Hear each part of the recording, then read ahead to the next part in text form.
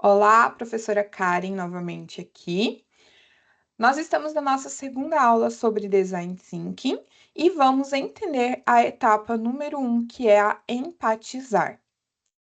Empatia é uma palavra que provavelmente você já ouviu, mas aqui nós vamos entender seu sentido mais profundo.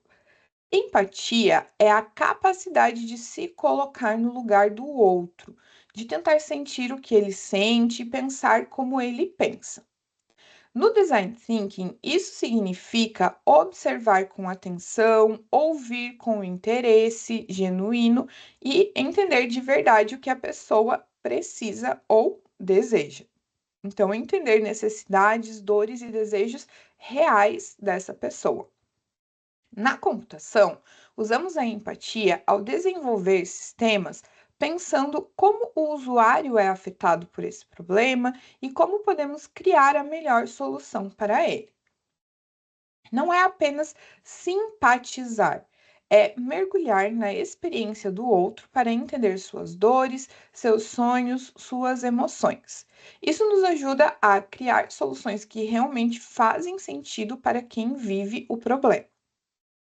Imagine que você vai criar uma solução para um problema, mas não conhece quem está passando por ele. Sem empatia, você corre o risco de criar algo inútil ou até piorar a situação. Por isso que a empatia é o primeiro passo do design thinking, pois ela nos ajuda a enxergar com os olhos de quem vive o problema. Assim, conseguimos agir com mais responsabilidade, sensibilidade e criatividade. Então, se a gente começa a resolver um problema sem entender quem está sendo afetado por ele corretamente, provavelmente ninguém vai usar essa solução que criamos. Vamos dar um exemplo.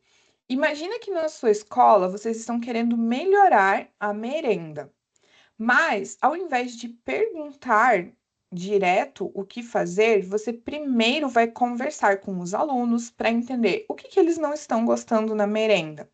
Vai observar como que é o ambiente do refeitório, o que está acontecendo por lá. Você vai escutar a merendeira também, para entender como ela faz essa comida, quais são os ingredientes que ela tem, quais são os recursos que ela possui, entender quais são as dificuldades por onde ela passa.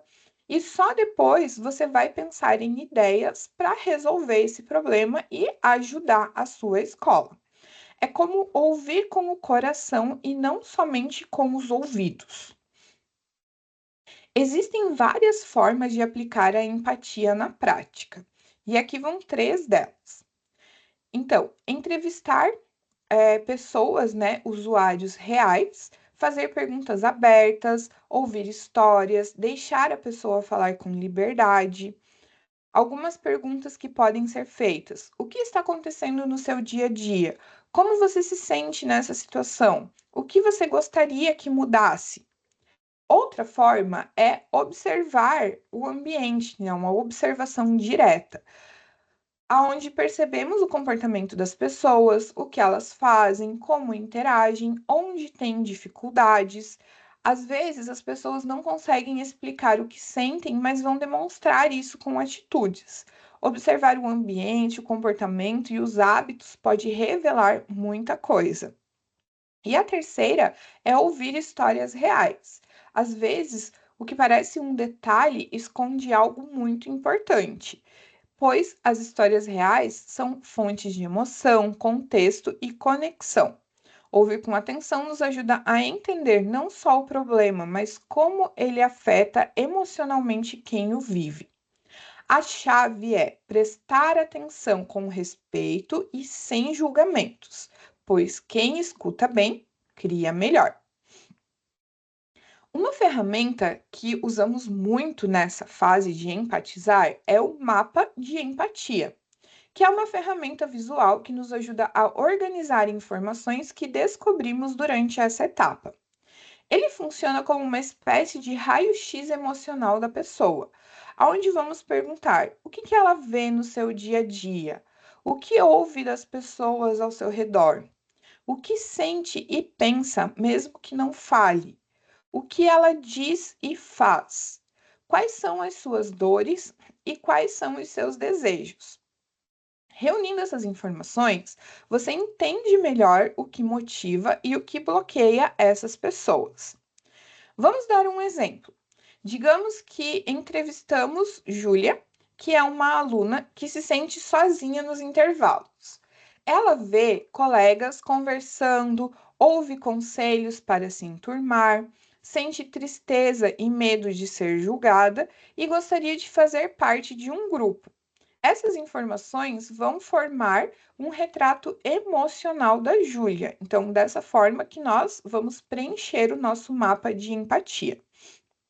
Então, o que ela vê? Colegas conversando e se sente de fora, ouve reclamações sobre a comida da cantina, pensa e sente tristeza por estar sozinha no intervalo, fala e faz, diz que está tudo bem, mas fica calada, não consegue se concentrar por causa do barulho e gostaria de ter mais amigos ou espaços tranquilos na escola.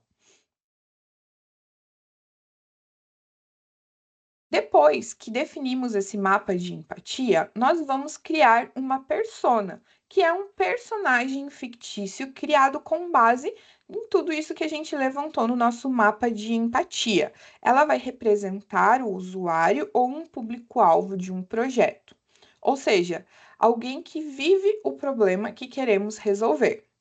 Criar uma persona é dar um nome, um rosto, uma história e sentimentos para as informações que descobrimos nesse mapa de empatia.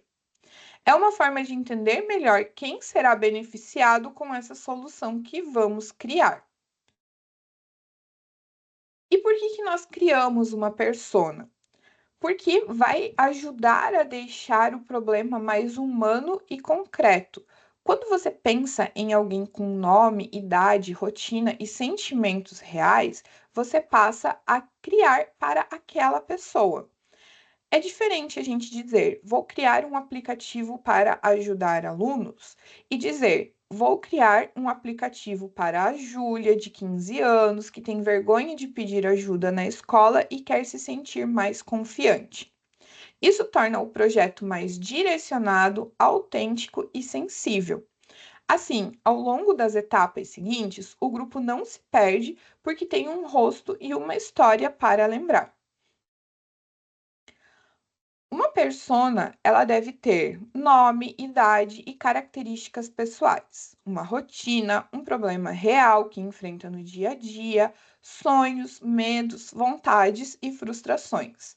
Uma frase que resume a sua visão de mundo, e ela pode até ter uma foto ou desenho para ajudar a imaginá-la melhor. Para ajudar a gente a montar essa persona, podemos preencher a ficha da persona, onde vamos colocar o nome completo dela, por exemplo, Júlia Oliveira, a sua idade. Nesse caso, a Júlia tem 15 anos, ela está no primeiro ano do ensino médio, mora no bairro São José.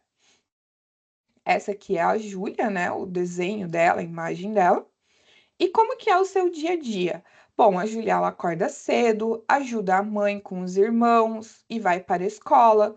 Ela é atenta nas aulas, mas evita participar por medo de ser julgada. No intervalo, fica sozinha, ouvindo música e observando os colegas. Em casa, escuta que precisa se enturmar, mas não sabe como. Ela desenha e escreve em silêncio, sonhando com um espaço onde possa ser acolhida e reconhecida. Uma frase que define a Júlia é: Júlia se sente invisível em meio à multidão e teme não ser aceita por quem realmente é. Então, temos a ficha agora da Júlia, que foi feita com base no nosso mapa de empatia. E agora nós vamos criar uma história, uma pequena narrativa que mostra o seu dia a dia. Onde você pode contar, por exemplo, como é a manhã dessa pessoa, como ela se sente na escola, quais são os seus medos e o que gostaria de mudar. Isso cria conexão emocional entre o grupo e o projeto, tornando todo o processo mais significativo. Mas lembre-se que toda boa solução começa com uma escuta verdadeira.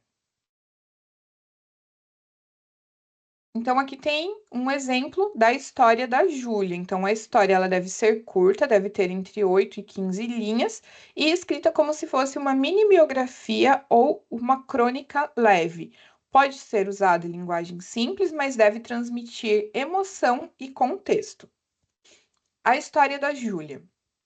Júlia tem 15 anos, estuda no primeiro ano do ensino médio e mora no bairro São José com a mãe e dois irmãos pequenos, aos quais ajuda todos os dias. Na escola, é uma aluna dedicada, mas muito quieta. Durante as aulas, presta atenção, porém evita participar por medo de ser julgada. Nos intervalos, prefere ficar sozinha ouvindo música, observando os colegas, interagindo em grupo. Júlia sente que não pertence a lugar nenhum e tem dificuldade de iniciar conversas. Em casa, escuta a mãe dizer que precisa se enturmar, mas ela não sabe como. Seu maior desejo é fazer parte de algo e ser reconhecida pelos seus talentos, como desenho e escrita. Ela gostaria que existisse um espaço onde pudesse se sentir acolhida e livre para se expressar. Então, empatizar é mais do que uma etapa, é uma atitude de respeito e curiosidade pelo outro. Quando entendemos as pessoas com atenção e cuidado, criamos ideias que transformam. Na próxima aula, vamos ver como usar tudo o que descobrimos para definir com clareza qual é o problema central que vamos resolver. Nos vemos lá!